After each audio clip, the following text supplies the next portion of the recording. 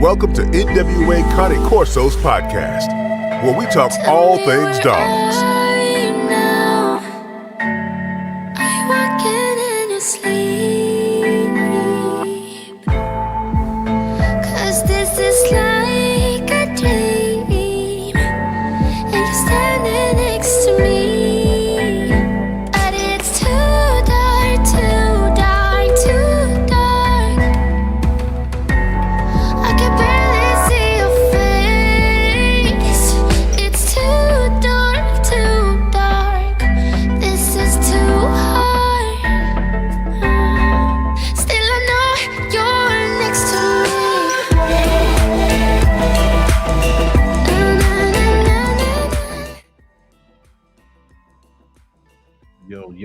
Yo. Hey, everybody. Welcome back to the NWA Connie Corso podcast, where we talk all things dogs. Welcome everybody back. John, what's happening? What's going on, Joe? How you doing, man? Oh, man, I'm in it to win it. Come back. What's up, everybody? John, how's everything going? It's going, man. It's going. Yeah. Yes, sir. Yeah. Trying to make $1 out of 15 cents. I feel you. Ain't we all? Yes, indeed. Yes, sir. Well, we're glad to have you back. Salute to the chat. Yes, sir. Yeah, salute to the chat. Welcome everybody back. If you don't mind, guys, go ahead and hit the like button, hit the share button, and help us all out. You know what I mean? It's a community thing, so help us out. P, can you hear me? I can hear you loud and clear. All right. How you doing, sir? Oh, I'm all right. I ain't got no complaints, man. No complaints. Yes, sir. Welcome back to the show. Yes, sir. Yeah. All right, guys. Let's do some brief introductions just in case somebody might not know y'all. John, if you start out. All right. My name is John Mims. I'm in Baton Rouge, Louisiana. Lifelong dog lover, lifelong trainer, as far as I can remember. Trained pet obedience dogs, personal protection dogs, police dogs, dope dogs, scent dogs, find dead people dogs, cadaver dogs is what it's known as. All kinds of scent work. Working on some dogs now, actually, to smell skin cancer. I'm almost done with one. I kind of keep that in the hole, but I'm working on that right now. That's what's up. Yeah. So just good all-around dog guy. I've been breeding a long time. When I started breeding Malinois and Dutch Shepherds about 27 years ago, very few people even knew what they were here in the States, especially where I live. And I've had all kind of breeds: Shepherds, Mals, Dutches, Dobies, Chows, Poodles, Chihuahuas. Just like a lot of guys that do it, that's in the dog business. But I've been doing it as long as I can remember. Not only dogs, but I used to live in the projects. I had snakes, lizards, hamsters, gerbils, pet squirrels, all that living in the projects, and you wasn't supposed to have it, but I did. Just kind of one of those things. I'm all around dog guy is what I call myself. Yes, sir. Mr. Don? What's happening, sir? What's happening with you? Yeah, I've been in the game for a long time. I started when I was about 10 years old. And my most memorable situation is I brought a dog in the house. And, back in them days, you couldn't have no dogs. The apartment manager would put you out. Put you out, yeah. I called my mom at home and told her, Mom, guess what? She said, what? I said, I got a dog. She said, well, you better have him out there before I get it. So I've been in it for a long time. Started out with guard dogs. Then I really started messing around with my own dogs. They really weren't mine. They were strays and junkyard dogs that I picked up along the way and started doing protection with them. And, it was just an on and on thing. My first situation with a dog that gave me some trouble. 3 dogs used to chase me every time I would go to my auntie's house. And that's when I first had to get over that fear, So that was a good thing. My former education was with Lieutenant Earl Jones, Scorpio, which is Cleophas Jones. They're not related, and Leon Lewison. He was a ex-CIA agent, and he did polygraph and taught me that too. And then who else was it? Oh, so many. informal. Dave Robinson. Dave Robinson had a pretty good kennel, pretty good spot in Chicago. And Don Anderson. So it was a list of teachers that I had an opportunity to draw from to see, where I wanted to go. And I really didn't know where I wanted to go. I just knew I wanted to be there.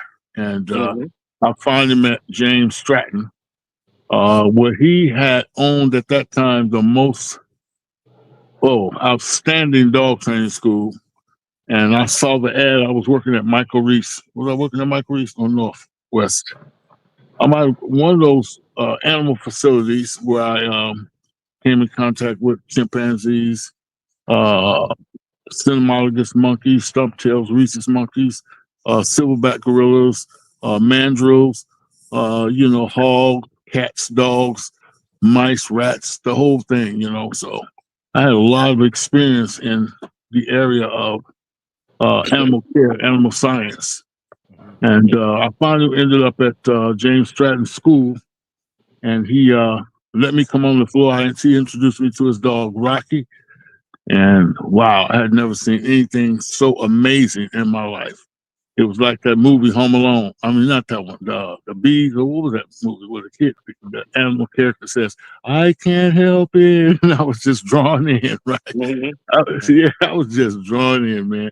And that's where it really all got real. There was a lot of places along the way, but when I went to Pro Shop, that's when it got real. That's when it got real. That's when I met Gypsy and Scorpio and Lacey Sanders and Goody. Oh my gosh, man, these guys were famous. I mean, look at it. There was no internet back then.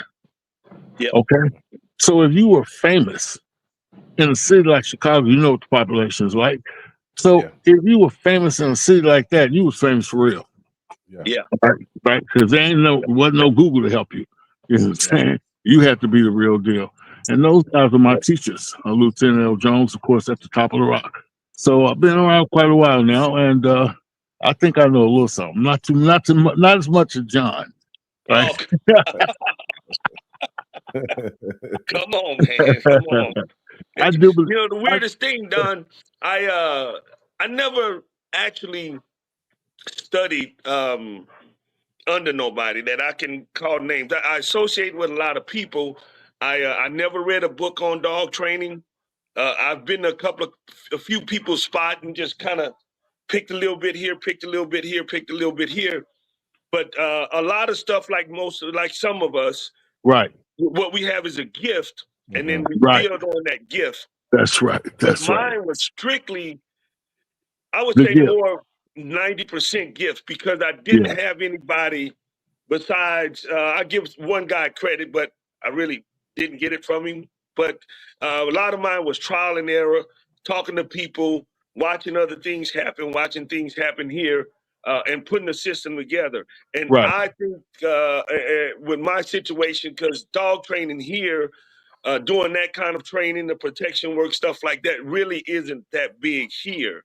So when I was a kid growing up, it was more trial and error. Let's see what we can do. Me and a couple of my friends, we would find stray dogs. We had a lady that would let us keep the dogs at the house. Say, okay, we sit down, we come up with a competition. Say, okay, we got 2 months to get this done, and then we'll compete and see who dog does the best. Right. And I would always win.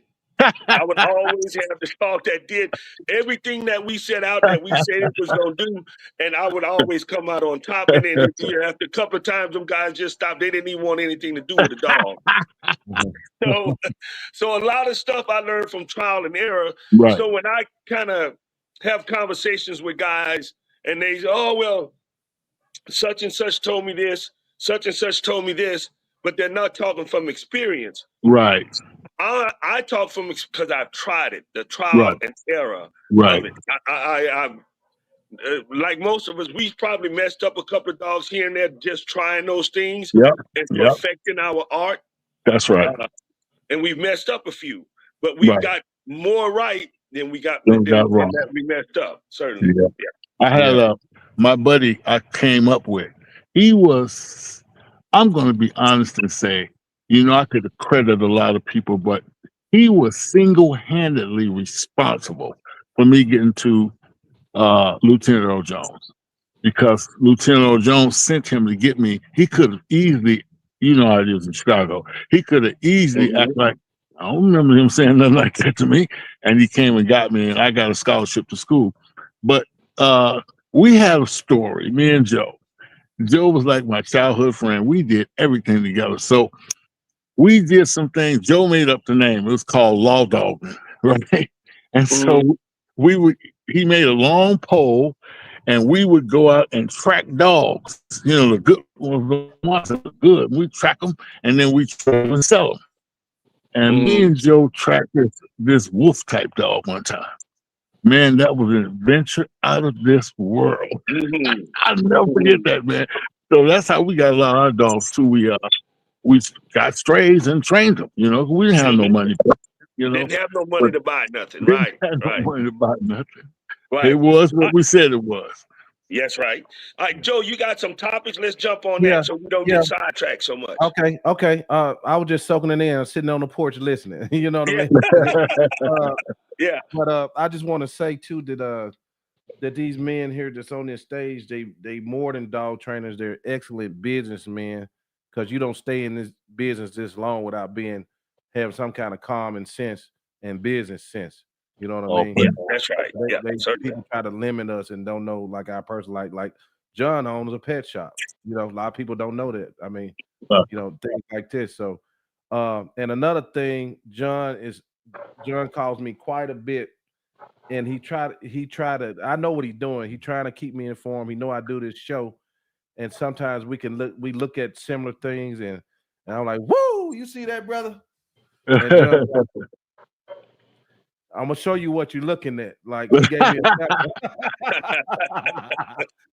gave me an example. I ain't gonna go into it too deep, but he gave me an example of a dog that was well, he showed me the difference in a dog play versus prey. Yeah. He looked like he was in prey, but he's really just it was a game to him. You know what I mean? It wasn't the true essence of being in prey. With that being said, I want to lead into kind of the differences. John will preach on about people missing steps, and some of the differences between the old school and the new school, and why the new school and old school ain't like the newer generation ain't getting that grit that they need to go to another level. So, but the main topic we'll start off with is lies trainers are telling people and how they deceive people. Can y'all identify common misleading claims or false information that it's kind of common, but the common eye can't see it, but you know it. Right. I think the most common one is making people think that they have a protection dog when in reality they don't. That's probably the most common thing going on right here, right now. People, putting dogs on sleeves and in suits, and then saying this is a protection dog. In reality, it's not a protection dog at all. That's probably one of the most common. Yes, right. It's a play dog. Right. That's right. I mean, I'll tell you how I know. I've never met this guy. Never met him. Never been in his presence, not once. But I watched all his videos, and real recognize real, right? So I'm sitting here watching this guy's videos, and I'm a consumer. I'm just the guy in the audience, and I'm like, this ain't gonna work. You know what I mean? And he got dogs out there getting in water and figuring out how they're gonna come back and picking up hard items and just different things that really blew me away, because I haven't experienced anyone like him since I was a kid. Right? I mean, he seemed like he came from the same backyard. And so I made that connection, right? Because I liked his concepts and his science.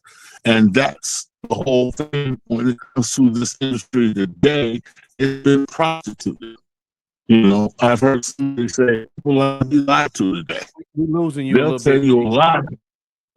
You lose me? Yeah. Can you hear me now? Now, I'm Okay. good. Now, So yeah. you good? Okay. So people will tell you a lie in a New York second, and for some reason, people like to buy lies. Yep, they like to be lied to. That's what it Yeah. is. Yeah. So Yeah. some of the biggest things I see is when these trainers are telling people it has to be done this way in order to Hmm. get this, or you Yeah. have to follow this way, this pattern in order to get this. Well, that's not necessarily true. Now, Schutzhund people, I found with Schutzhund dogs, they like to have a dog to do a certain thing by a certain age. They want to have the tracking done by a certain age. They want to have the blind work done by a certain age. They want to have the obedience done by a certain age. And because that's a patterned sport, I can understand that. By a certain age, they want certain things done. You can't just come in with a 3-year-old dog and say, okay, I want to do Schutzhund, and think you can skip the steps to get there. That's one particular sport that I know that won't allow it because they want it done a certain way at by a certain age. But the biggest problem I have is when these other trainers and say, "Oh, it has to be done this." It doesn't have to be done like that. It just doesn't. I've proven it, just like a lot of other people have proven. It doesn't have to be done like that. Now, Right. the other biggest problem I find is when they say, "Oh, this system is better than this system." Or if you do this, you can get the results a lot like that NEPOPO system or whatever. And the problems they're having with one of their big people getting having to sue them and getting kicked out of it. Do I need a NEPOPO system to teach a dog to sit, stay down, and come back when I call him to walk in the heel No. position? No. That's the No. basic No. essence of training a dog, just real basic. At the end of the day, everything that they're saying, you have to go through this system, that system, this. It all comes back to the basics of dog training. Sit, stay down, come in when I call you. At the end of the day, that's what it all gets back to. You can call it 15 other things, but the average person that you talk to, they don't understand that language anyway. Right. When they Right. go to talking over the science and the names they want to give it, the different terminology, sit is sit, stay is That's right. stay. Down is down. All that other stuff, oh, that makes me sound important. That That's makes me right. seem like I know more than the next guy, or none of that. These are people that have dogs. They're not dog people. Right. Right. They're people that Right. have a dog. They're not. So Right. when you try to talk over their head, you're losing them anyway. They don't understand what these guys are saying Right. anyway. But Right. in the industry, it has gotten drifted towards that where the more important you sound, the more legalese and the more complicated words you use, oh man, you must know what you're talking about. You're using these certain words. That's right. They're not going to remember it anyway. And they're So made up. And they're made up words. most of them are made up. Yeah. You Yeah, can't yeah. even go in the dictionary and find them. Like, what's the basis for that word? Like, you don't want to Mhm. get no word drizzle with me. Because I'm a wordsmith, so I'm gonna bring it to you. So if you're gonna say a word, then you need to be able to find that word. If you can't line that word up with some scientific basis that's going to be infallible, I'm not trying to listen, right? Because Exactly. all you're trying to do is put yourself over someone to make them feel inferior. Mm-hmm. Mm-hmm. That's all it is. You use that inferior approach to make them seem like they just as dumb as a box of rocks. Now let me save you. Yeah. Right. And to make, My organization can save and you. to, yeah, Right? and to make people think they important. Exactly. Mm-hmm. Exactly. Exactly. And so Yeah. they use that terminology to disrespect the What it is. grandfathers and the Mm-hmm. legends of professional dog training because they're dumb as a box of rocks. Anybody knows that when you start anything, you have to start from the root. You don't cut off the root for the fruit, you cut off the fruit for the root. Exactly. Right? And a lot of these young, not even trainers, maybe novice, right? It's just the word that we say that everybody can understand, right? But a lot of them are not even legally trainers, right? Mm-hmm. So I flaunt my teachers. I have respect for them. Like I Mm-hmm. never started a conversation without talking about who got me there. Who got you there? Yeah. Wow. Yeah. That's right, because it qualifies me, and I try to surround myself with people equally as with equal generalship, Mhm. like John. Right? You like when you don't want somebody to shine. We ain't gonna be able to stop him no way. But just as a hypothetical example, you don't want to talk to that guy. Mhm. You don't want to talk to that guy standing next to me on the podcast. Because he gonna get in now. He's gonna go in, right? And he's real smart. He understands what's going to take to make this thing work, right? Mhm. Like I won't let somebody work my dog that does not have that kind of mind, Mhm. right? Because he can read what I'm asking for, and I may not even have to talk to him. You see, so these individuals do a lot of hype, a lot of hollering, a lot of growling, a lot of yelling, and they can't formulate a sentence out of their conversation. Nothing. You can't understand nothing they're saying. Right. They may as well be talking some other language that's not even known just yet. That's right. That's right. Yeah. Right. Yeah. What's the next one we got, Joe? Yeah. I'm trying to make sure we cover because I know sometimes we get off. Yeah. and we- And I let you because it gets so good. I say, look on, let yeah. it do Oh it. yeah. Yeah. When are the best times and windows to start training? Okay, you want to take that one, Don? Started. Yeah, I'll take that one. The best times to start training is, I'm going to say it in an abstract way, is in your life. That's abstract. Let me qualify that. When you have a puppy, right, and you bring that puppy home, right, training should start immediately. Okay, but the word training is going to be interchanged with the word domestication. Okay. All right. When you domesticate a puppy, you have to teach them the constitution of the individuals they are living with. Because the constitution is the same around the United States, but it's not the same in your house. So the puppy needs to understand what is the legislation that governs your house, and you have to break that down in puppy terms. So again, training starts as soon as that puppy gets to your house.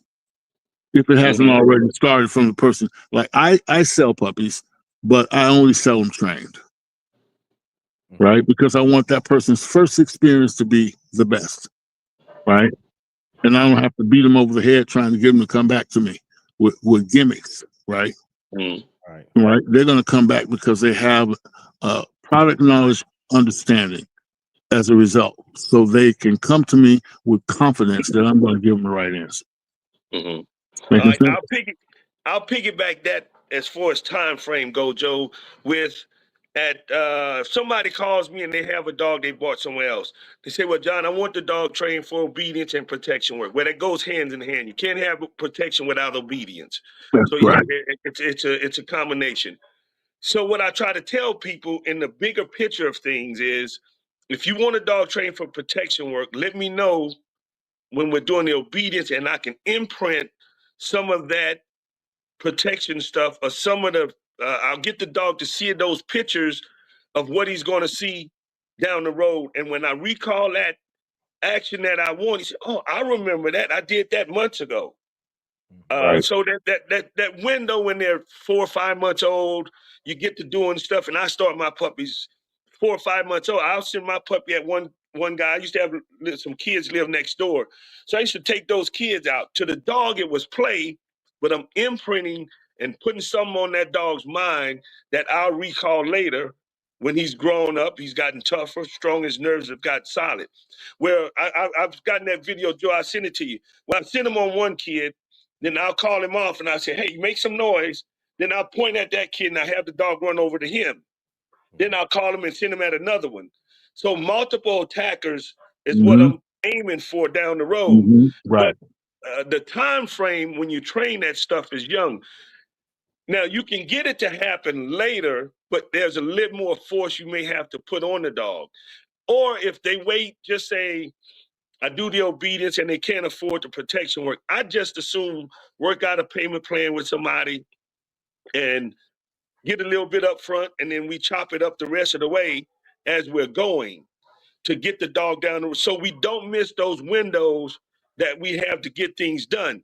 Because what'll Exactly. happen is, if somebody takes that dog and he has a bad experience, you'll never get him back, or he'll never Never. reach his full potential because he's had a bad experience that shook him to his core, and he'll say, no, I ain't gonna challenge you because I remember what happened here. And then when they bring him back to you and you say, well, what happened? Or when we look at him, Don, and I'm pretty sure it has happened to you, say, so what has happened to this dog? Something has That's right. happened. That's right. That's right. There's That's so right. the possibility you missed that opportunity to maximize the effectiveness when he's younger, or you try to tell people the dog has to live a certain way, don't expose him to this because he's not ready until he's ready. You have that bad experience, and that's what a lot of people, Joe, try to skip. They try to skip those windows because they want to get a dog in and out of their program, in and out, instead of putting that foundation, that good groundwork there, Right. where you know when that dog gets old enough and you put him together, nothing's going to shake him. Nothing.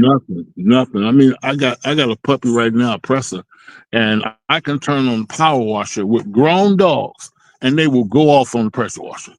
Yeah. Right? I got a presser puppy that's only 3 months old, and he look at the power washer like, I guess everybody got those. It don't even bother him, right? Nothing bothers him because he's getting what you said. He's getting those windows of opportunity now exposed to him, and I'm making the most of it, right? And lots of praise. Lots of praise. I remember, Joe, when I realized, I said, man, I must be on the right track. So I had a little puppies. I cranked my lawnmower up, and this puppy was 7 weeks old, and he goes over to the push mower and he grabs the wheel while the lawnmower's running. Female puppy at that. And she's trying to pull the lawnmower out of my hand while it's running. A guy saw the video, and at this time, that guy was at the top of the pile with Malinois, with government contracts and stuff like that. He said, John, send me that puppy. He saw the video. He said, send me that puppy. I said, what's special about her? He says, man, I got puppies here that I breed off of stuff from Holland, France, Belgium. And he said, I turn my lawnmower on here, they all run back and step back. He said, you crank that lawnmower up and that puppy went straight to that lawnmower and grabbed the wheel. Send her to me. Yeah. And I said, man, I must be doing something right. Right. And to build on something like that, you don't want to miss steps, or you don't want to try to skip steps, because she showed me what she has at that young of age. And most people see stuff like that and, well, I can do this. I can hurry up and rush her through because she's doing this much. No. You slow down and you just keep that slow and steady pace in putting her together, and you have a better product at the end of it. You have a better product at the end. You got to trust the process. Trust the process. And you have to get your owners who are developing. See, the owners developing too.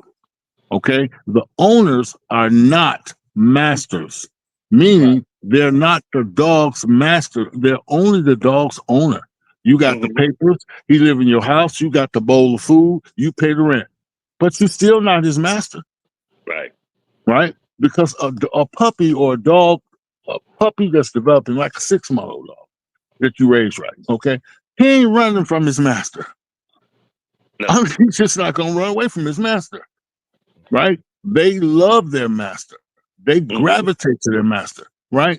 In my whole career, I've never had a puppy. Never had a puppy. Not one. This is the first puppy I've had. That puppy don't run from me.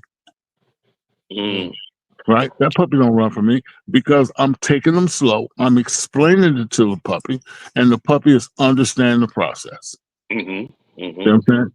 Yes, no leash, no collar, no choke chain, no spike collar, no what you call it, e-collar. Any more collars you can think of, you don't have none. Okay, you don't have none. That's training. That's training. Yeah. That's training. What you got next, Joe? Let me ask this one. I noticed in the dog training world, it's a lot of division. What is the main reasons why, like, top level trainers don't do as we see right now, work together, don't invite other trainers come work with me and things like that? What is the reason for this type of behavior? I'm gonna say fear. Yeah, I agree with fear. It's fear, because If the government got on TV right now and said the only people that can train dogs in this United States of America is John Mims and Profit Maker, we couldn't train them dogs in a million years. We would get sued. We couldn't even do it, right? There's so many dogs out here and so many different needs out here. There's no reason to be like that, right? But you have to, right? But you have to give room to somebody else, right? Yeah. You know, Joe, I put a video up, Don and Joe. I put a video up one day where Bobby Blue Bland was on stage. He had what's the guy sing last $2? Johnny Taylor. I know a video you Johnny talking Taylor and Bobby Rush, I think Bobby it was. Rush. Yeah, that's who it And was. they up there, man, and they jamming out, and that's checking your ego at the door. That's right. And none of them, they all love, man. It's just, and that's the problem with it. Joe, when I moved out to California, that was 9.5 years ago, I talked to about 5 different people out there. So, oh yeah, man, when you come out here, stop by, come on, and then this, that, and we can get the train together and all that stuff. Only one guy followed through on that. Only one guy. And he wasn't my color. He was a white guy. But I went over and hey, John, you want to do? I'm here to look, man. I'm just here. I'm glad to be around dogs. But he not only invited me out to his place, he had a training day going on. He had his clients there. I'm not there to stand him up, show anybody out. I'm there. He invited me over. He's a dog guy. Went out there 3 times probably and enjoyed myself. We went and ate lunch, enjoyed each other's company, talked to a couple of his people. And I told, don't ask me anything about training, because I'm not going to say anything that goes against the guy that invited me out, and I'm here. Right. I'm here just to hang out. Yeah, that's hang tight. out, be around dog people. Don't ask me anything about training, you know? That's it. And the guy name is Gary. On the way back, I stopped and talked to a guy in Diamond Bar, California. We just sat outside, talked, shot the breeze. But some of these other big name trainers, the guy in Cali K9 was one of them. The other guy, Jay, oh yeah, John, when you're here, man, make sure blah, blah, blah, blah, blah. And I called him. I'm going across the Golden Gate Bridge. I called that guy 5 or 6 times. To this day, 9.5 years later, he never called me back. Neither one of them never called back. Had some other people farther north in California invited me out. Never made it out there. I said, hey, man, are you free this weekend? That every excuse in the book not to get me out there. I'm not there to take any business. I'm just out there to be around dogs, be in your mix. If you ask me a question, I'll give you an answer, but I don't want to come out here and make it seem like you're doing something wrong. You're satisfying your clients, have at it. Right. You know, I'm not here to do anything like that. But the problem is with some of these bigger name trainers, they look at what trainers not on their level, I guess, are doing. Then they'll take that idea and they'll go run and present it as if it's theirs, or they didn't get it from us. So they don't want to invite us because, for one, they're scared that we'll come out and we'll bust them out, or we'll expose the tricks and the blinders and the smoke and mirrors that they're putting out. Well, it's a bunch of them too, boy. It's a whole lot of them. That the public do not know about, man. It's John, a whole lot of them. Man, They they'll call people like me. They may call Don. I don't know if they call Don and ask questions. No, and they don't call me. Don't put me in that, people. Don't put me in that, because I don't even want to be invited. They'll call and hey, John, well, I got this issue, da da da da da da da, and I'm so free, man. I need to kind of tighten up on it.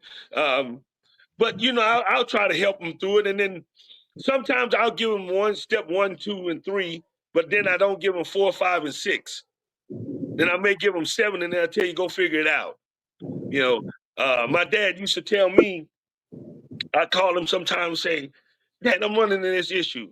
He say, son, I taught you that when you were 6. Go figure it out and call me back. Tell me what you come up with. I had to get up, go out with the dog, figure it out. Dad, this is. He said, okay, you're on the right page. Click and hang the phone up. And that's one of the ways I had to learn, trial and error. But a lot of these people, they don't want people that know more than them to come out with them and outshine them. They want to get their shine on, but then they want to call people like me behind it, or look at stuff that we do, steal something that they see on a video, and then go run and present it as if it was their idea. Yeah. They love to learn and teach immediately. That's a big problem in the dog world. That's a big problem, and they don't know why they're doing it. They don't know the reason they're doing it. They don't know the science behind it. They can't tell you why they do it, how to do it, why it's being done, what's the results of doing it correctly, or what's the results of doing it incorrectly. They don't know that. That's what I was waiting on. They can't tell you what's not happening. Right? Yeah. If something's going wrong and the results are not coming, they can't tell you, okay, let me just move this over here. They can't tell you that. They don't know. But one of the things John said that I liked was the abruptness that he was dealt with by his dad, right? And the reason I like that is because it's strong, it's affirmative, and it gives you a sense of respect, right? The young trainers don't have any respect, period. No. And they lie all the time. So now, here's one of the things I want to give out as a dog training lesson. There is a thing in hunting dogs, preferably German Shorthairs, that's called honor the point. You see, when you go to these events with these different people, there is no honor. None. There's no honor whatsoever. They know you are the whatever you are. They know. They will not. They will not honor you. They will not honor you. So in German Shorthair Pointers, the older dog gets to lead, right? So if you go out on the older dog and you're a younger dog, or you may be as close to the age, or you might be something not too far off or whatever, but that's not your yard, right? You step up there in front of that lead dog and he will kill you. Now, here's the amazing thing. The owners, these guys are not owners, they're masters. The masters in those things, guess what? They don't even try to save the dog. They say, let them learn. Let them learn. Right? Let them learn. Let them learn. Hey, man, I had somebody tell me something so funny other day, because there's a lot of YouTube channels busting out of everywhere. Right. There was one guy demonstrating and this on some stuff, and the guy I was talking to said, "Man, I'm just sitting here waiting, and me and the other couple of people that made a bet on when this guy's dog was gonna kill him."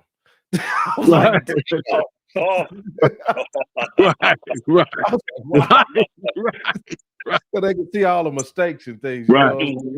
They told it sounded, it's true though. Like this dog's probably gonna kill him one day. You know what I mean?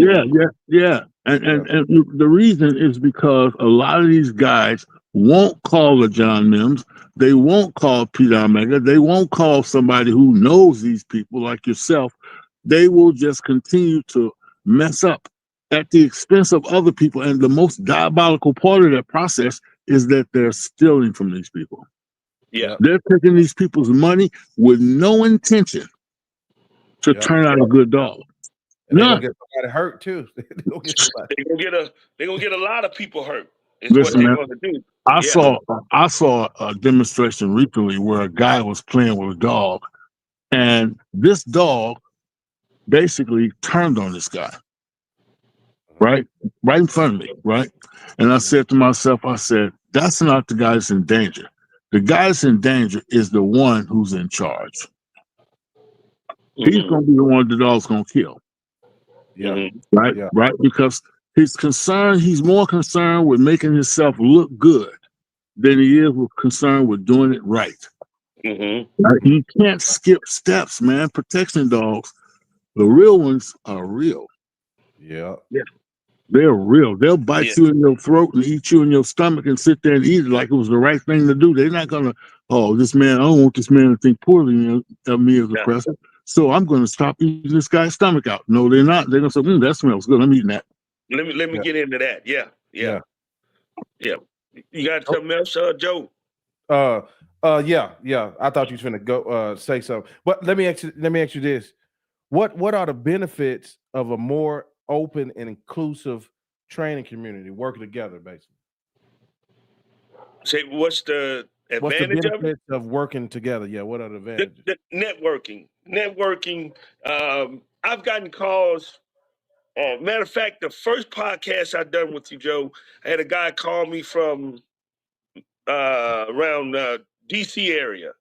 And he's, oh, John, man, I like what you were saying, man. Now I'm interested in, I'd love to work with you. I said, well, where are you? And he told me, I said, well, look, man, there's a guy, he Right. considers me his mentor, and he's about, I guess he's in that area. Let me call and find out where he is, where you're at, and maybe you guys get together. Because I've watched a lot of the other guys' videos, and he's watched mine. He's called me when he's ran into some issues. I said, put you guys in touch, and y'all get together. Well, find out they're about 30 minutes away. Wow. And I called the guy, put them together, and they've trained together now, probably 5 or 6 sessions they've had together. That's great, yeah. And the guy is sucking up the knowledge that my buddy is giving him. And I don't look for nothing back out of that. Hey, man, this guy called me. You're closer to him. I know you're going to treat him right. I know you're going to teach him the right things. Here you go. Networking. Right, So I give you an example of networking, Joe. Back in the day when cell phones first came out and you used to get them mounted in the car, right? They didn't have the packages like unlimited, all that. You paid by the minute, and that was it. Well, and if you called long distance, it was 3 times as much, 4 times as much. I used to run that cell phone bill in my car up $400, $500, $600 20-something years ago, dog talking, just talking. Then I get home, get in the house and get on the house phone and run that bill up $400 or $500. Networking and talking to people and meeting people and, looking at videos and going ride out and meet these people and networking. But I only try to network with people that have like ideas, or we think along the same lines, or we hold the same values when it comes to doing business. I don't want to put somebody in touch with somebody that's going to steer them the wrong way or take their money and not give them what they're for. Because then I feel like I'm in the middle of it. I attach my name with that, and then I would feel bad about it. That's right. Right. So Pete, before you take off, hey y'all, let's get the likes up and share, please. Get the likes up and share. Okay. Pete, what are your thoughts on the advantages of working together? Well, you can build a real community, right? Like I've always said this, and I don't mind saying it openly. Dog training should be on the same platform as the NBA, the NFL, and so forth and so on. But it's not, because there's no cohesiveness, right? There's nobody that wants to admit they don't know. Like a kid, one of my students told me today, he said, really, can I be honest with you? I said, sure. He said, your dogs are too much for me. I don't want, you got a 35. I need like a 12. You know what I'm saying? He openly admitted that, and I said, now I can work better with you because I know what you really want. Because a lot of guys come to me, I don't know where they get this from. They want to fight. They want to fight me. Really? They want to fight me. They're like they can't wait to try to prove they can whoop me. Like I'm like, what the hell is that? I ain't saying that about no fighting. And the point that I'm trying to make is they're not honest. Yeah. Right. They don't understand the limitations, and they won't afford me the opportunity to break it down to them and show them the limitations. Right. So they can operate better. Now, this guy is going to graduate. I know not to try to put him in front of dogs that are going to be like cannons. Give him some dogs where the dog can go out front, protect the person, show some violence, come back to the person's side, give him a level 2, show him how the dog can be a little bit more forceful and that kind of thing. And he's going to attract those people because that's who he is, right? And those people are going to be happy because most of them, even some of these trainers, they can't handle no rough dog. They don't need a dog like that. Exactly. They don't. That's it. They can't handle no rough dog. They'll just get somebody hurt. So I believe that what it's going to take is maybe a couple more generations. I might not ever live to see it. And one of the reasons is because I'm getting more cognizant of my family. Like I just want to go home to my wife, and my grandchildren, right? I really don't care. I mean, don't take this the wrong way. I don't mean I don't care. I just mean that I'm not willing to continue to give them more than I give my family, right? Because I never come out on top, right? And so this is my last round for that, right? I'm going to give it to my family, and these guys can get in where they fit in. Right. Yeah. Yeah. But I do believe that what needs to happen is that we need to be more cognizant to what is humanity about, right? And where we need to be as human beings toward one another, right? Yeah. And if this guy is better for the job, heck, call John. Oh, you want a scent dog? Now, if I knew John, if I knew John, say, maybe 6 months ago, no, I might have knew him then. Maybe a year. Let's say a year, okay? And the who was that? The Islam came to me, right? And they were looking for detection dogs. I would not have even attempted it. I can do it. I can do the same work, but I'm not as good as John. Like John is good, right? I mean, really good at it, right? I'm sort of okay. Right? In other words, you gonna find what you're looking for. You know what I mean? You're gonna find what you're looking for. But John's dogs are a different caliber. Now, when it comes to protection, when it comes to obedience, I ain't moving over for nobody. That's You know what I mean? We might as well be Joe Frazier and Muhammad Ali because I ain't moving over. Yeah. Oh my, yeah. You know what else? You know what else gets me, Joe, is I've had calls from all over. And I said, well, wait a minute. Once again, you're closer to this guy. And I call that guy for him, and they never answer the phone. They never call back. They don't even send a text or answer the text and say, let me get back with you or anything.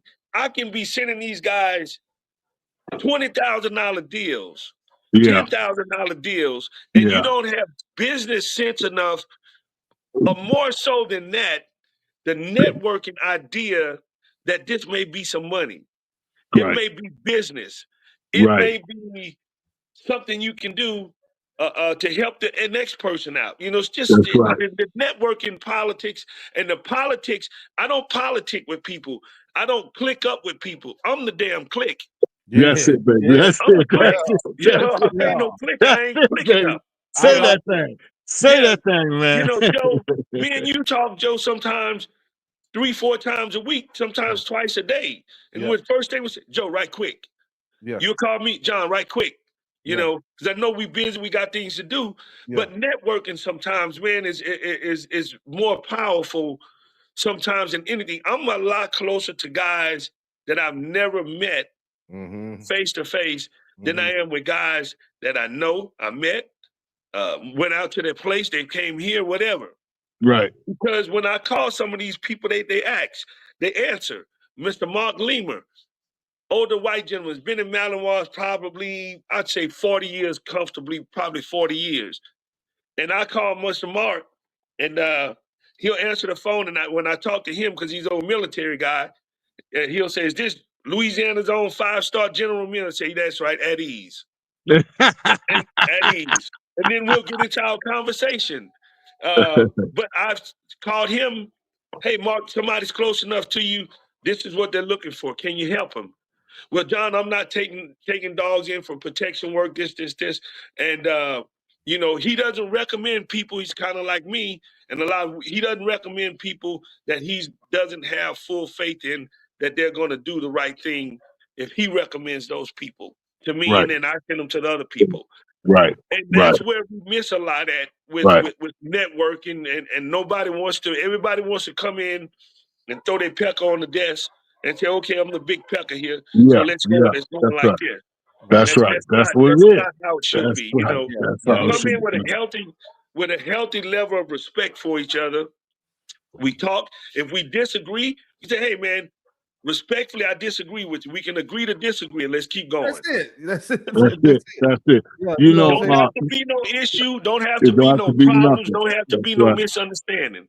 You know? I don't go to no man's school or his function. I'm going back to John's earlier statement. I don't go to no man's school, his house, or his function and try to take over. No. Yeah, that's right. I'm going to be way back in the back, man. They got to call me up because I'm not coming up. right? Right. And the whole thing in a nutshell is let that man, this is his event, support him, even if you're just there and he can say, hey, Peter Armego was at my event, that's cool. That's all I need to do. That's You know cool. what I mean? That's all I need to do. Now if if John tell me, come on up here and show out, don't say it if you don't mean it. That's right. That's right. But look, we're going to set aside 35, 40 minutes, let Don get his shine on. We're going to set aside 35, 40 minutes, let Joe get his shine on. We're going to set aside this one to let people do their thing.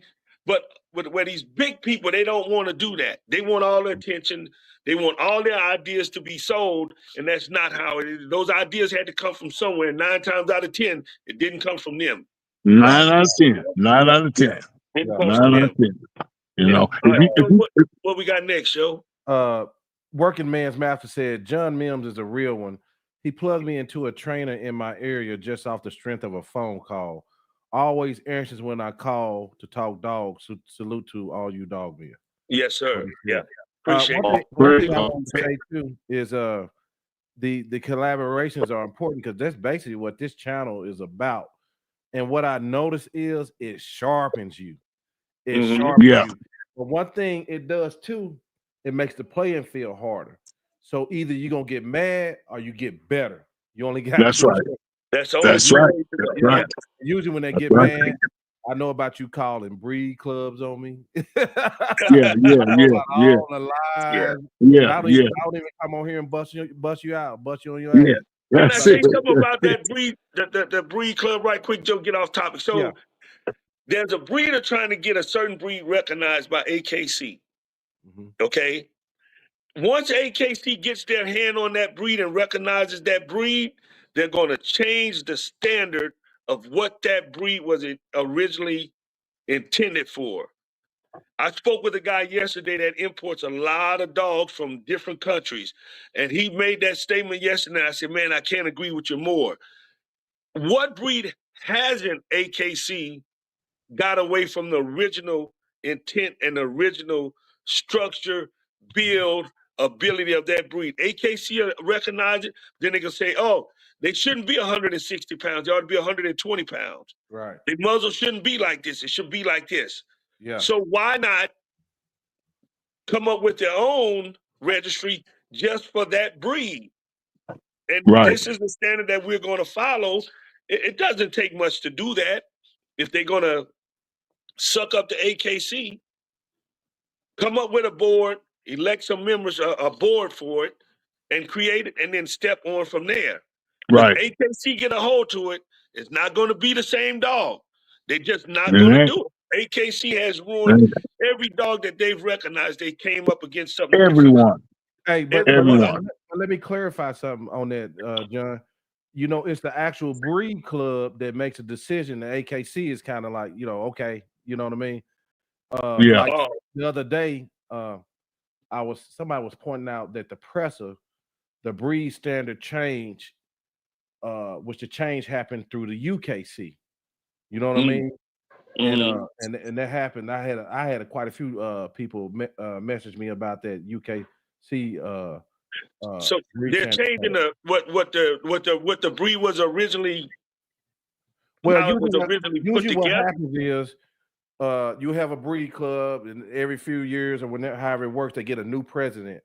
And, he wants to put his stamp on things. Exactly.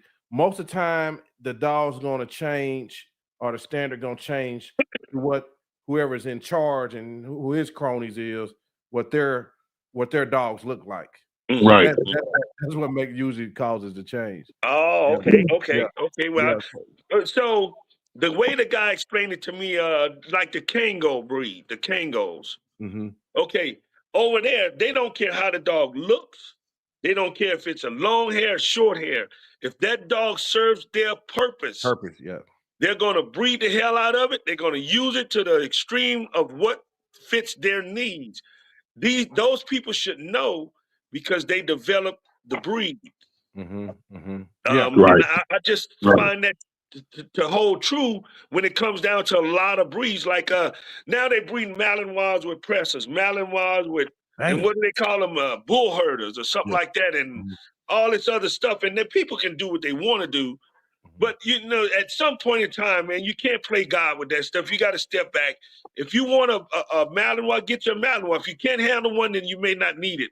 You crossing that shit up and you creating more of a problem a lot of times because the genetics just won't click right. That's right. That's right. Get out of pocket quick. Right. That's right. Yeah. That's right. Okay. I'll tell you. Oh, Go ahead. Go ahead. No. Sorry, I didn't mean to cut y'all. Go, P. I kind of lost track. That's okay. Oh, We can okay. go ahead. All right, what you got, Joe? Trainers using techniques without truly understanding. Y'all kind of been tapping in on this, but what is the importance of comprehensive knowledge and experience, and the dangers of applying techniques without proper context? Well, one, you want to start off on that? No, go ahead. Go ahead. No, Go ahead, Don. Go ahead. One of the problems is most trainers, and when I say most, I'm talking a big number. Like, I'm gonna be a little gentle, and I'm gonna say 75%, but it's higher. They don't even know the history of the techniques they're using. They don't know who created them. They don't know who started them, and they don't know how successful it was. They're parrots. If you think about parrots, they repeat what's here, but they understand that's how parrots work. You cutting out, Don. Hey, P, can you go back and repeat a little bit what you said because you was breaking up? Okay. You hear me? Not Yeah, yet. he's still bugging stuff. Yeah.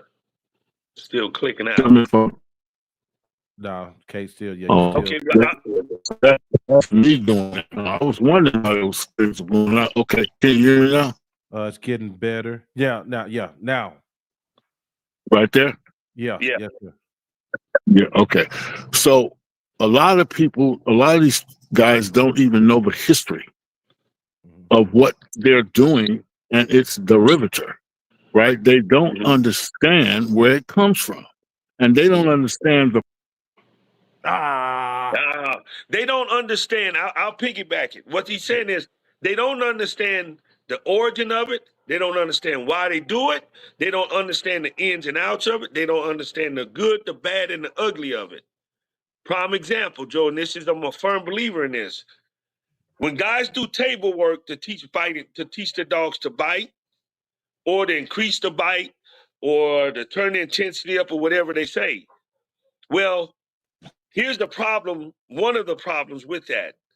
When you put a dog up on a table and you go over there with the whip and you whip him on the legs, the dog thinks he's getting pulled off the table. So the dog learns to be real defensive. But I wasn't taught table work. What I figured out and what I've learned, if I get on my hands and knees and get down to the dog's eye level, it's the same thing. Yeah. I can't move as fast because I'm on my knees, but I'm down at eye level. So when you're doing table work, the dog is up eye level. But what happens, I've seen some dogs, soon as you get them off that table and you put them back on the ground, I'm here and the dog's here. So now there's that problem now. He has to look up at me anyway. So Gypsy used to tell me when you do table work with dogs, it gives a dog a false perception. Is that what you're saying when you put them on the table? It's not the real thing that Some of them. Okay. Some of them. Yeah. You got it? You back on, Don? Yeah. Go ahead. Can you hear us? I think I am. Huh? Yeah. Yeah, go ahead, Don. Yeah, okay. So a lot of these people don't even know where this information, technique, style, what have you, comes from. Nor do they know why it was created. Nor do they know how unsuccessful or successful it was prior to.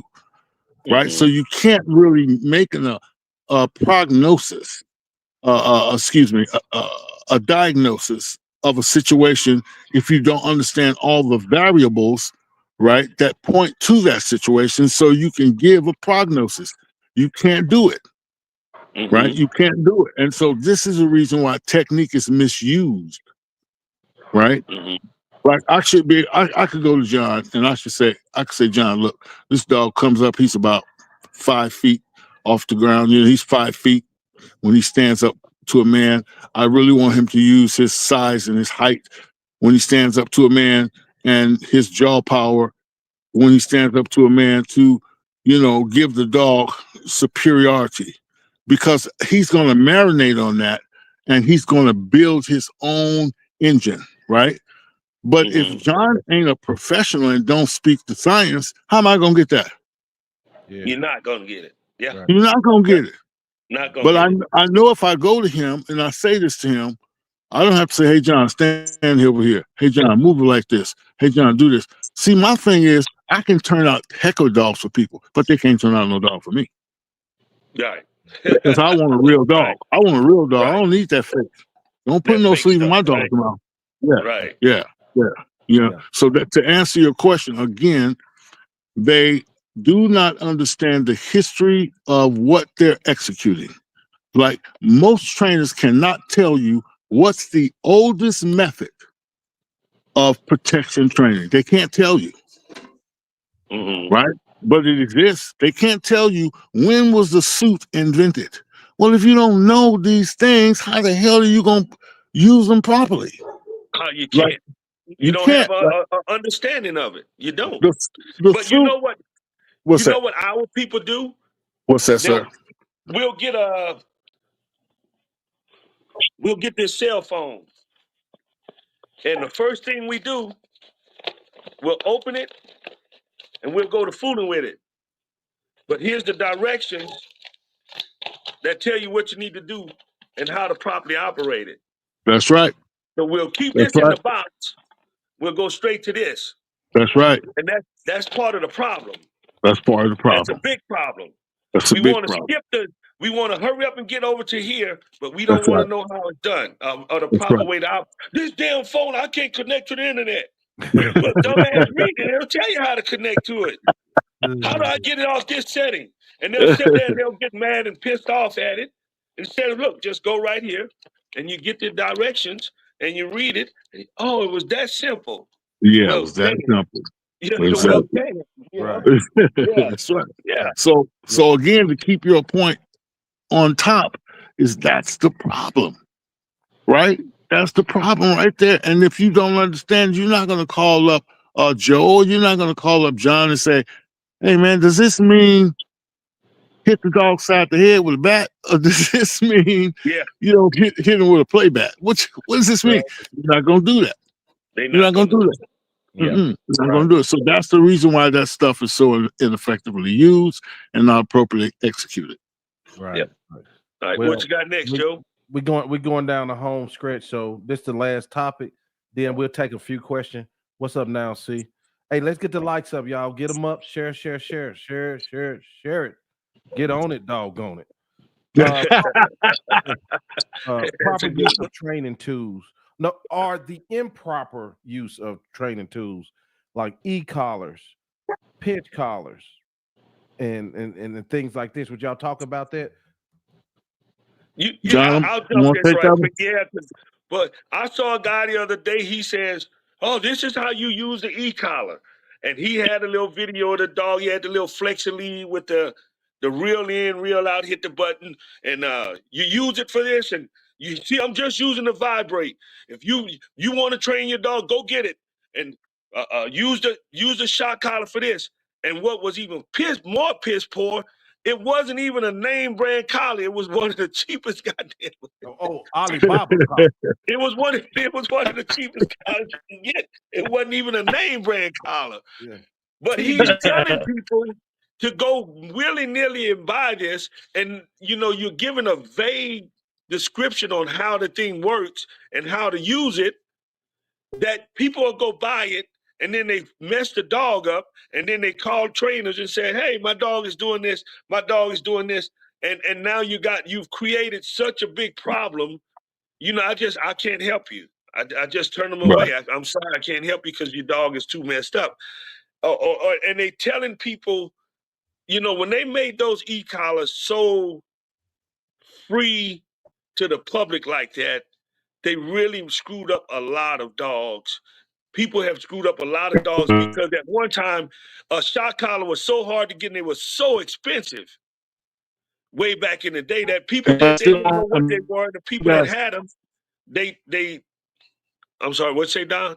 Am I still on? Yeah. Yeah, Yeah, on. yeah.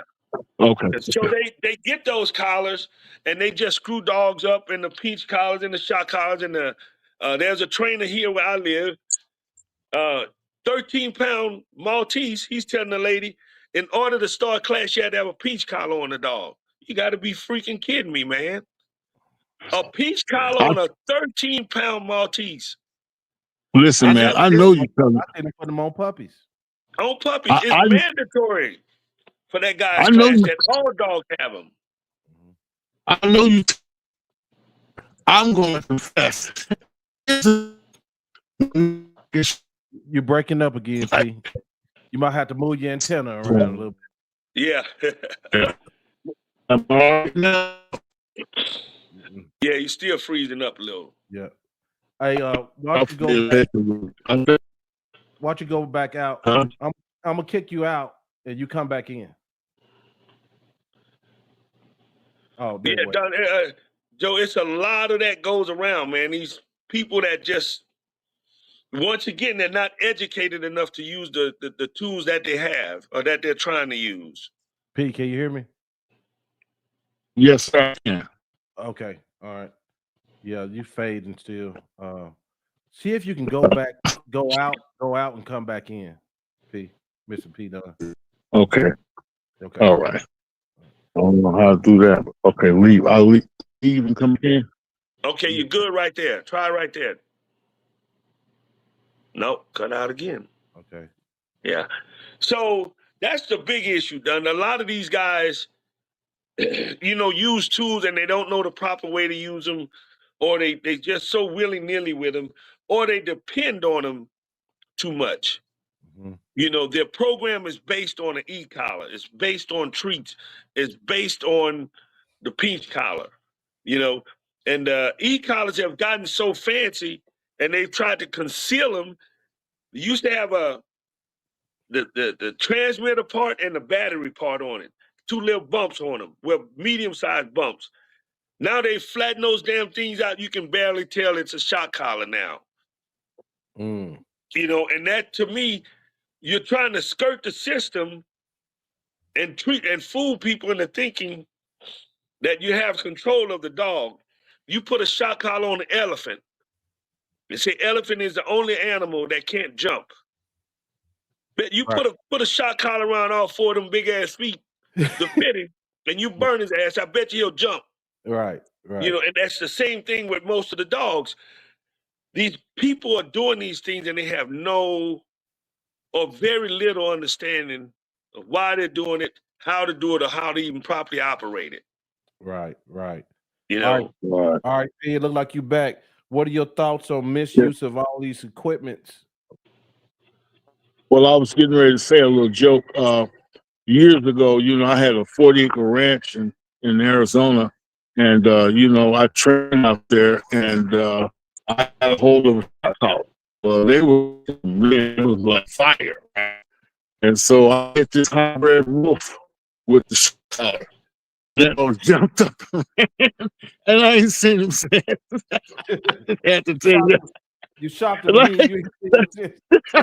the dog I messed up. Yeah. He took off running on you? Yeah. He took off running, man. I never found him again. Never found him. Never found him. Yeah. So what I have to say is you're right, John. It's just, if you don't if you ask questions, you don't want to read, but we missed that back part. I said, if you don't want to read, if you don't want to get instructions, if you don't want someone to help you, figure out what to do, you're going to mess up this dog. Yeah, if you don't read instructions, you're going to mess up. Yeah, you're going to mess up a lot of them. It's a lot of them. Yeah. It's a lot of people. What kind of irritates me with the tools is when you hang your program and your program is based on those tools. This is the tool that I count on, that I know won't let me down. This tool right here between the ears. I don't count on that e-collar because it may malfunction. I've seen some guys abuse a e-collar so bad, Joe. The dog is down the field 50 yards and he won't out. and they'll hit him with that collar. That dog will come off that bad guy and sprint over there and jump in that guy's chest and bust his ass because he knows that's where the problem is coming from. Mm-hmm. You know, they can be close quarter fighting and they out him and he'll turn around and he'll get the handler because he knows you're the problem. You're the one that's creating this issue. You know, I just depend on this more than I depend on those on those tools. You know, some of them are good. It's good to have those tools in your toolbox because somewhere down the line you'll probably need it. You know, but don't depend on it. When you base your program on it, you're going to have an issue. And then there's some dogs, Joe, strong enough. I don't know. There's a story I was told by one of my cop friends. There was an old guy in Tennessee that had a German Shepherd. The guy name was Jack Rail. He had a German Shepherd that had 2 peach collars on him, 2 shock collars. The shock collar on his neck, one wrapped around his back end, around his nutsack. The dog is over the guy's shoulder. Both of them, they choking him out. Got a bite on the back of his shoulder. And they got both of the e-collars on 100%. And they frying the shit out of him. And he still wasn't out. And he still wouldn't come out. Now, some dogs are just that strong. They just won't do it. Right. You know, you have to try to find other ways. I would think part of the problem of that dog outing, they should have taught him that when he was a puppy. When I say get out or off something, you do it. It's not a debate. You know, Don, you're back in? I hear you. Peter, can you hear me? No, he can't. Yeah, he trying to figure it out. He got bad reception. I'm gonna help him out. I'm gonna kick him from him. Yeah. So and let him come back in. That's one of the problems I've seen happen with that. You know, when people count on that kind of stuff to do their play, and then one of the reasons I think they do it is to hurry up and get their dog in and out of their program and turn the money over quicker. You know, get them in and out. So another example is when guys put their dogs, they treats. Well, if you can train them with treats, I can train them with treats. I've done this a lot of dogs. Went there with a handful of treats and they dog is rah, rah, rah, rah, rah, rah. And I'll put my hand through the gate and let him sniff them treats. Boy, that tail start wagging. I open the gate and take his dog down the street. Boy, they mad as hell. You know, and a lot of dogs you can do that with because the guys don't wean the dogs off of the treats or they don't teach the dog owner loyalty. Yeah. Don't eat from other people. Don't eat from strangers. Don't eat off the ground. You know, stuff like that. And you have to train a dog for that. Some dogs just, you know, they're gonna do it. You go out in public walking your dog, somebody walk up there with a hot dog, that son of a bitch gonna eat it if he's been trained not to. 9.5 times out of 10, he's gonna do it. You know, I was told a story in the military, the way they used to train dogs not to eat off the ground, they'd put a big piece of meat out there. They'd have the generator with the 2 wires. They stick it in the meat. And they go out with the dogs, and the dog find that meat, and the generator, you had to crank it up, and it'd make the electricity go in the meat. So the dog go to grab that meat, whoa. So he won't eat nothing off the ground. That's an old trick. Now, tie that in with the shock collars of the day, same principle, just different application. You know, but the way guys work the e-collars now, they put the e-collar on the dog and they go right away to shocking them. The proper way, I'll give this out for them, the proper way is to put that e-collar on him for about 2 days and don't do nothing with it. So he doesn't associate you putting that e-collar on him with the sting. Put it on him 2 days and just let him wear it. So you make your corrections normally how you usually do. So the 3rd day you put that e-collar on him, it's nothing, it's just a collar to go walking or training. And then when you start doing what you do with it, he doesn't associate it with it. That's one of the ways to get around it. And a lot of people, they'll put them on him now and they take him right out right now and start buzzing and knocking fire for dog's ass. Yeah. You know, now there's some people that have mastered working that e-collar. Fred Hassan, Sit Means Sit, off-leash canine, some other people that have mastered that damn e-collar. But a lot of times when you take that e-collar off, just like Don said a minute ago, them some bitches getting out of town, some of them. You know, you never find them, or they be 3-4 streets down the road, still running if you can catch them, when you see them. Yeah. You know, they're still going. You know, or when you see these guys, they doing obedience and protection routines, and they're practicing, and they got the shock collar on the dog, and all these people are jumping around them and waving the Coke can curtain around them, and all these distractions, and the dog is sitting still. If I got a shock collar on, I sit still too. All that doesn't matter, because the dog knows if he messes up, he's going to get zapped. So you're not really teaching the dog anything. You're forcing the dog not to move. And I think it's a form of cheating, because I've been at a competition where the guy, 2 people before his name was on the board to go out, he's over at his car burning this dog ass up with the shock collar. Somebody saw him, and they reported it to the guy that was running the trial, and they told him they wouldn't put him in. They told him he can go home. They gave him his money back, and they wouldn't let him compete.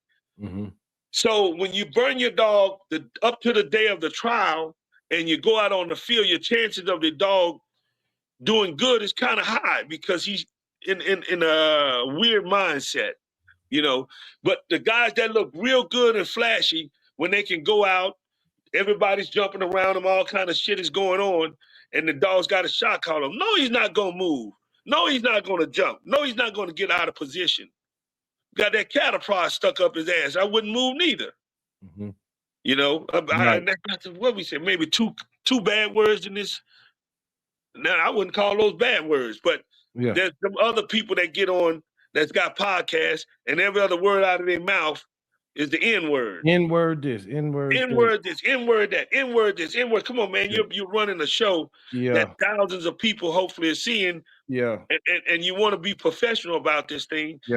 You can get your point across without saying that, or without using bad language. And disrespecting your base, you know what I mean? And being disrespectful to your base. You know. So it's crazy. It's a crazy world. Hello to my sister. She's tuning in. One of the Air Force's finest. Go ahead, Alicia. That's ever done it. Yes, sir. Yes, sir. Yeah. Well, so it's a lot of stuff, Joe, in this dog stuff, man, that I don't agree with it. Not that my voice will make anybody change. At this point in my career, I'm more worried about educating people about making the right decisions, whether they choose me to buy a pup or buy a dog or train their dog. If I educate them and help them make a better decision that fits their family, fits their dynamic, serves their purpose, I'm more into that now. So I guess I would be considered a consultant now, huh? Maybe. That's what I would do. That's what I encourage people to reach out to guys like you. And everything. This is the way to do it, guys. This is a movement where we all are coming together and sharpening each other. There go our brother, Mizan Jihad Muhammad is in the house. He's tuning in to you. Rottweiler guy down there and look. Rottweiler guy, yeah. You know, we all have to be a little better at what we're doing, be more cognizant of what we're doing, how we're doing it. We all network and get in touch with people, recommending people. And if I recommend somebody and you burn them, you don't have to worry about me doing business. I won't call you anymore. I may call and find out, hey, man, what happened with this deal?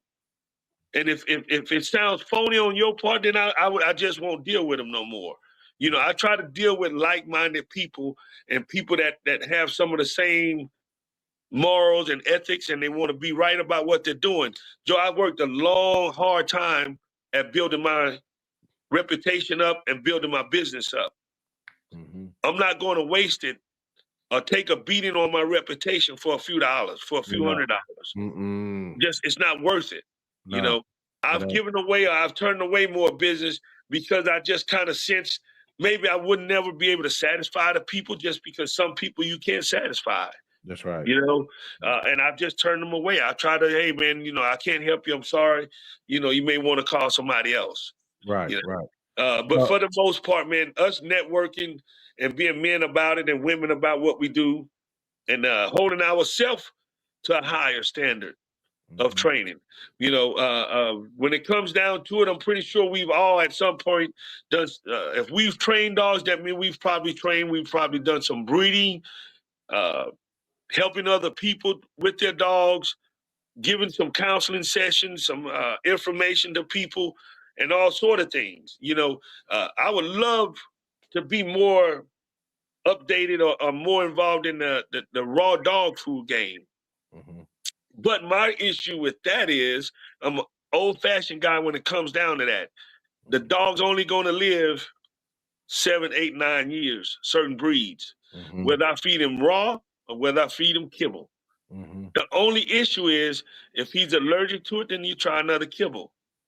Because everybody, a kibble, as compared to raw, sometimes that raw can get pretty expensive. I've looked into it. I've tried it. It gets pretty expensive. You know, before all the hype with all the dog food came around, Joe, dog chow was the best dog food you can feed a dog. Dog chow. And the dogs looked pretty good and pretty healthy as far as I can remember. The ones that even look better is when Grandma, Grandpa, Daddy, and Mama went out there and threw them table scraps. I told you to go out there and throw them table scraps. You know, and whatever you threw them, when by the time you walked away and looked back at it, it wasn't nothing gone. there. It was gone. I can't stand my mama dog. It was gone. I can't stand my mama dog for that reason. Huh? I can't stand my mama dog sometimes for that reason. You be sitting over there trying to eat and she going crazy in the cage. Going crazy. Well, come on with it. Yeah, come on with it, man. You know, they want it. So it's a crazy game, man, that we play. And I don't want to step on nobody's toes to try to get to in a better position. I want my work to speak for itself. If I recommend people, I want that to speak for itself. And they say, well, I didn't buy a dog from him, but he pointed me in the right direction. To me, that means more than me just not steering them somewhere that they're not going to get treated right or they're going to get taken advantage of or something like that, you know? Right. And if a lot more people hold up to that, I think we'll be better off as a community of us trainers and breeders and whatnot, you know? That's true. All the stuff you learned, your basic core values always come back to you, you know, because you know, just you talking about your work speaking for you. I remember in church, the old black ladies, they'd be singing, "May the work I done speak for me." That shit means a lot now. You know what I mean? It means a lot. Yeah. It means a lot. Yeah. It means a lot. Ain't no talk, made the work I've done. You know what I'm saying? Yeah. So, and not, you know, I made a post about that, little quick post the other day about Dr. Claude Anderson said it. Yeah. That our money circulates maybe once or twice before it goes out of our community. The Vietnamese people, it circulates 5, 6 times. White people, it circulates maybe 8, 9, 10 times before it goes out of there. Our money gets out so much faster. And for some people, I can understand why. Because our people have no morals, a lot of us, especially in the dog game, because a lot of people just see it as quick money. They don't see it as a business, as something that they're real passionate about. Right. You know, they just don't, you know. Right. Yeah, Don just texted me. We're still on. So Yeah. So they don't, you know, and it's sad that it's like that, you know. If somebody's close to me and I can send business to them, I'm gonna certainly send business to them. The guy out here that breeds those real big dogs, why would you send business to California? Why would you send business to Florida? Why would you send business to Texas when you got people here that can do better work, the same work, or if not better work? Network here with us, and we all come up, as opposed to sending it out where you can't see what's going on. You put your name on that, and then people get messed over, or that don't turn out right. You ought to feel like crap. I know I would. Yeah. You know, I'm just. If I may call that person 3 or 4 times. The guy up in D.C. area, I said, hey man, y'all train this weekend? What's going on? I didn't get no video. I want to know that everything's going right, that I sent the guy. I know I sent him to the right guy, you Right. know. Right.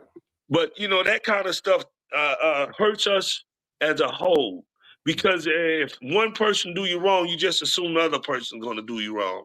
Right. You Yeah. know, and that's not what I'm about. I want to do the right thing, and I want to, when I leave this world, or decide to step back completely, which I don't think I'll step back completely. When I just decide to take a step back, I want somebody to say, "Well, man, that dude Mims done me right." Yeah. Yeah. You know, Yeah. yeah, he done me right. I don't have no issues. That's the thing. That's the thing. I can't. I get a lot of respect. I get a lot of patting on the back, and of course a little dry hate. But they scared to come out with it. But their respect goes a long way. You know what I'm It saying? goes a long way, a And long way. I don't work too hard, and I don't make too much of my own money to be bought. That's So right. that's why I like. I'm free to do Yeah, whatever I like. You know what I'm yeah, saying? And yeah. that's why You, we can have these conversations. Can't nobody sway me. no, ain't nobody sway me. And Yeah. one thing my mom told me, Joe, years ago, I used to always tell my mom, thought I was gonna make it in the NFL playing ball. But I said, Mom, when I get that big check, you're gonna be okay. You're gonna be okay. But Mhm. then the dog stuff started taking over more so, and I saw the dream of playing in the NFL wasn't gonna happen. So I started the dog thing. And when the first time I opened a checking account in my business name, and that checkbook came, that business checks came, man, you ought to see I got in my car, hard ass to mama house. Mhm. I said, look, mama, I got a business checking account. And for me, it blew me away to go and show my mom. Meant everything to show her that. Mhm. But years before that, Joe, she told me, she said, baby, let me tell you something. It's hard to get somebody else to believe in your dream. You have to make it yourself. Mhm. When you get to a certain point, then you fan out. But you have to believe in it yourself. Then to get other people to believe in your dream, that's one of the hardest things to do. So, Joe, this is what I do for a living. Train dogs. I do a little breeding, not as much as I used to. In my little pet shop I got. Mhm. That's it. I have to be good at what I do in order to eat. Mhm. Mhm. So that's the way I look at that. There's no plan B. Right. I Right. have to. I used to drive trucks and train dogs. Yeah. Then I just woke up one day and said, "The hell, we're going to get and bounce in that truck all day." My back is bothering me now from that. Mhm. You know. Mhm. And Yeah. then I drove tanker. So you pull up to a red light, and that slosh comes up, boom, hits you in the back. Yep. Got tired of that stuff. Yep. You know. Yep. So, Yep. hey man, I jumped and I gotta do what I do with this dog stuff, and I have to be good at it. And in order to be good at it, I have to network. I have to trust people. I have to build trust in people. People have to build trust in me. You have to uh, share your knowledge sometimes with people in Mhm. order to get things accomplished. You Right. know, Right. uh, there's some stuff I've given away, some ideas where the people that had it, they doing better at it than me for Yep. whatever reason. But one thing that they can say is, Mims turned me on to this. That's right. Yeah. Mims Hey, turned me on to that's this. amazing. Because I had this girlfriend, right, back in my 20s, and she didn't know the relationship I had with a few guys, as far as like us building business, maybe in music. Like these same guys, when Tyler Perry do a movie, they own the soundtrack. Oh And so wow. we used to do that Mhm. type of music together. And I got out of the music, but we were still cool. So when we go around, I was instrumental in doing a lot of things in that forming. And so when I come around, it's like, they treat me with like royalty. Yeah, yeah, And you can have people close around you that get jealous of you. yep, yep, But you certainly. don't understand what I did for them, the way they You treat don't me. understand. That's right. That's right. Yeah, That's a big yeah. thing. And it's a couple of trainers here. Um, One guy, he calls me and he asks me things, but I've talked to people and I've heard things. I never said anything to him. you know, but it just kind of, you know, it got back to me, and glad it's the old John and not the younger John, you know. Yeah. Ooh, You know what I Lord. mean? Boy, yeah. Yeah. So, but you know, it's all good, man. I don't mind helping people. I don't mind networking. I love networking. I love talking dog talk, man. We can talk dog talk for hours on end. You Yeah. know, Yeah. I used to see videos. I'd see a video. I'd hit pause. That's back when the VHS tapes was around, Joe. I had a lot of Bad and Canine tapes. I'd watch that tape, hit pause. I'd go run outside, get my dog, and I'd go do it. I'd come back and hit play. So I missed a step. Go back out, and probably in a day or two, 3 days, no more than I'd have the dog doing what I saw this guy doing at the same level, if not better, because I wanted to be what I saw or be better than what I saw. So I'll put the time in. That kind of runs me into this, Joe, and we'll get off of here. Yeah. With bonding with a dog, that does a lot of work for you. When you bond with a dog, it makes them want to sit faster. It makes them want to, when you call them, it makes them want to come to you. That bonding process. So some people think just sitting and petting a dog is bonding. Man, I'll come in and I put a video up with that. Had that shirt, man, that mud all over that shirt, that mud in my head, from head to toe. Let that dog lick all on me, man, and all over, not in my face, but all over my head, my back, everything. I may get out, sit down on the ground outside in the dirt and play with those dogs. But I guarantee you, somebody comes to that gate, even though that a particular dog may not be trained, the first thing that dog will do is say, "What you want?" He'll look over at the gate if somebody comes up to the gate. He'll look up and say, "What do you want?" He's not able to take care of business, but because I'm sitting there bonding with him, I've bonded so close with him, and I'm sitting there loving on him, he's loving on me, I'm playing with him, I'm taking time out with him, and somebody approaches, "What do you want?" You know, that's the stuff that I look for, man, and you can't beat that kind of bonding process. Yep. But that goes back to the original saying, what I said when we first started. Some people have dogs, and then there's some people that are dog people. That's right. That's right. Yeah. And Yeah. I want to end up before we wrap up. I want to tell everybody this because it's on subject, and I'll tell you who told me, because I ain't gonna be one of them guys just like I'm dropping knowledge and then don't tell who told me. But I was talking to a guy named Dan Kierstead. If you guys are in the Corsos, you know who he is. And we was talking about Tony Scandy. Tony Scandy did a show the other week that was much needed. And he said, I hope you don't mind me telling this, but he said that most guys would never get on the level of Tony as a breeder like him. And he said it was for three reasons. He said you have to have a dog trainer. And you have to, don't let me say three reasons, but he said you got to have kennel help. He said you have to have these things. And that resonated with me so much, you know what I'm saying? Because you just think about it. You can't do all that yourself. You can't hardly get away from home if you a breeder.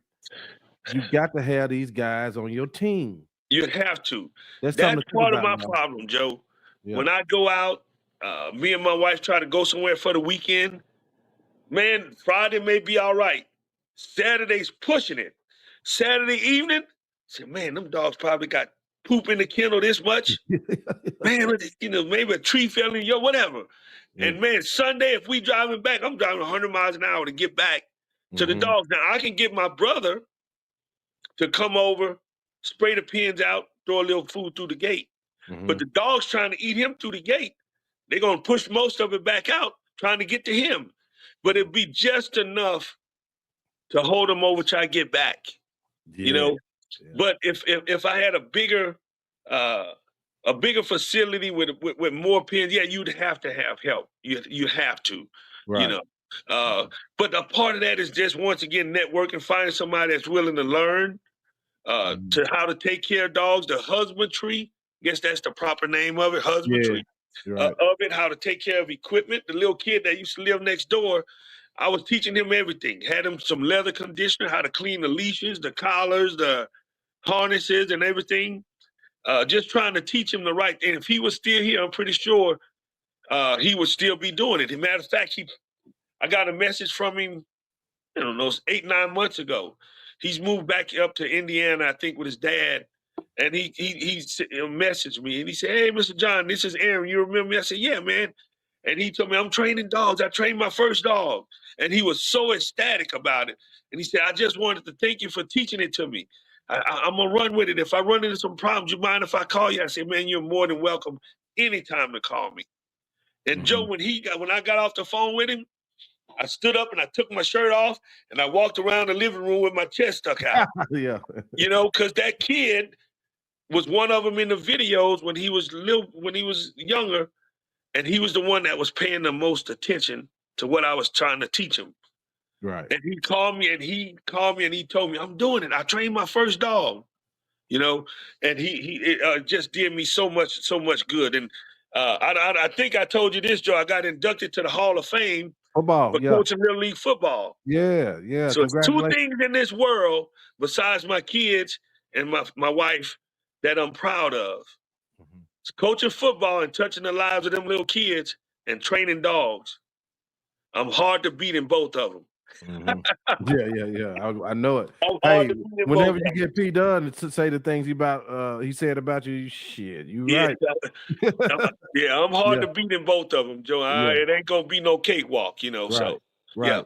Well, But we yes, sir. appreciate you once again coming out and sharing this valuable information. I want to thank P Dunn for coming out. If you guys want to reach him, get on Instagram and it's the K9 Development University. That's how you reach P Dunn. P Dunn, thank you so much, bro. I know you probably still watching and everything. And John, I'll let you close it out with what you want them to know, how to get in touch with you. Okay, my number is 225-200-9162. I would rather give my phone number out than social media because I like talking to people. I can hear the sincerity in their voice when they call and talking to them. And you can tell if they're serious by their conversation.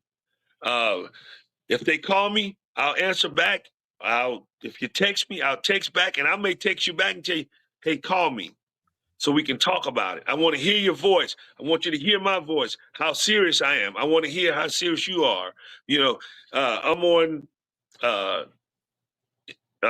Instagram under John Mims, Mims. I'm on YouTube as Top Dog K9. I think I'm gonna try to change that to K9 Mims. I shifted towards that name shift a couple of years ago to K9 Mims, and I want that to be everything I try to post. That's what I start off with, K9 Mims. That's what I want to be known, K9 Mims. All the other stuff, describing the puppies that'll come after. I have to stick that K9 Mims. That's it. That's the logo. That's the mantra. That's what I'm sticking with. You know, I'm on TikTok and all that stuff, and I got a ton of videos doing different stuff, giving my points sometimes, my thoughts of the day, and stuff like that. And if somebody needs help, reach out, man. And if I can't help you, it's a few people that I put my trust in that I can certainly get you help or get you pointed in the right direction and make sure you get what you need. Yep. All right, man. I tell you what, it's been a great episode, and I like to, man, kind of touch you when your people, like my sister, she came in tonight to listen to me. And this guy right here, this is one of my best friends in the world. I don't got a lot of them. There's a lot of dudes I don't fool with, period, on any kind of business. But Tyrell Carter, that's my dog. Come on, man. Yeah, that's good. All right, everybody. Yeah. We'll be back in the morning. I hadn't announced it, but we're going to be back with Michael Morales to talk about the press a little bit. So we're going to shoot that show around 12:30 p.m. CST. And I'm done for the week. Then I got to go back. Get back to work. I got to get back to work. That's right. Good deal. I appreciate you, Joe. Thanks for everything you do, man. Appreciate you. Yeah, man. We'll see you later, brother. Okay, brother. Later. Bye.